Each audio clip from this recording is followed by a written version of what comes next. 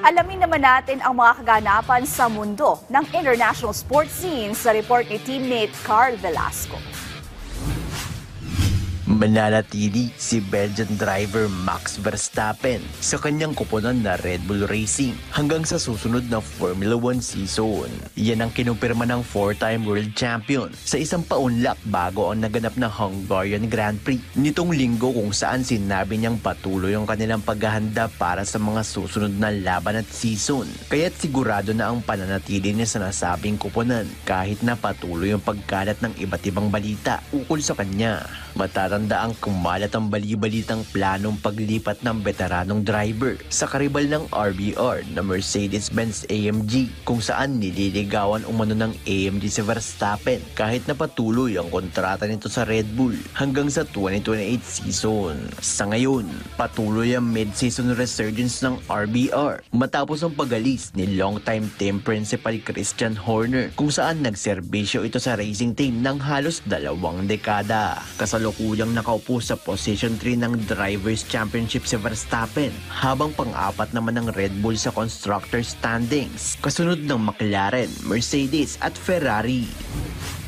Sa balitang American football, nais ni superstar defensive end Micah Parsons na umalis sa kasalukuyang koponan na Dallas Cowboys matapos na itong i-anunsyo sa isang social media post noong nakaraang Sabado. Ayon sa 26-year-old, ang hindi pagkakasundo sa hiniling niyang contract extension ang naging mitya ng mapait nilang relasyon ng Cowboys front office, kung saan sinabing hindi umanong matutugunan ng kahilingan ng 4-time Pro Bowler na panibagong kontrata at planong manatili ng Cowboys sa kasalukuyang kasunduan na $24 million sa kanyang 5th-year rookie deal. Nais umanong pagtuunan ng pansin ng koponan ang kanilang star quarterback na si Dak Prescott na siyang highest paid QB ng liga at wide receiver CeeDee Lamb na siya namang second highest paid receiver sa NFL. Isa rin sa nag-udyok sa star pass rusher ang pagkalat ng balitang ilang defensive stars ng liga ang nakatanggap ng kani-kanilang panibagong kontrata, kung saan nakuha ni TJ Watt ang isang 3-year, $123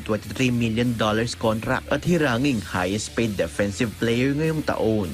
Sa ngayon, wala pang komento ang pamunuan ng Dallas Cowboys ukol sa kahilingan ng dating defensive player of the year. Samantala, ilang koponan naman ang nagiging matunog bilang landing spot ng edge rusher tulad ng Buffalo Bills, New England Patriots, Detroit Lions at Los Angeles Chargers.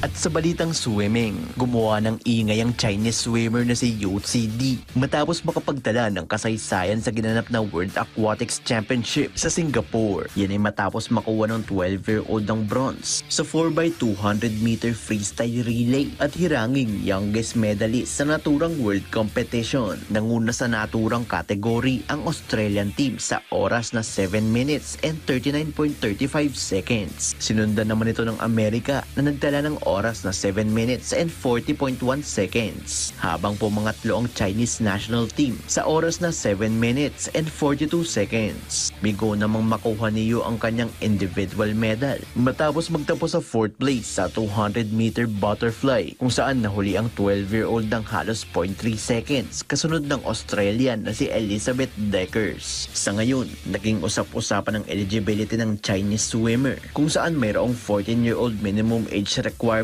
ang naturang kompetisyon. Ngunit dahil sa bilis na ipinamalas ni Yu sa nakaraang Chinese nationals kung saan nakuha niya ang ginto, napagdesisyonan ng World Championships governing body na payagang makapag-qualify ang batang Yu dahil nalampasan niya ang tough time standard ng naturang patimpala. Carl Velasco para sa Pambansang TV sa Bagong Pilipinas.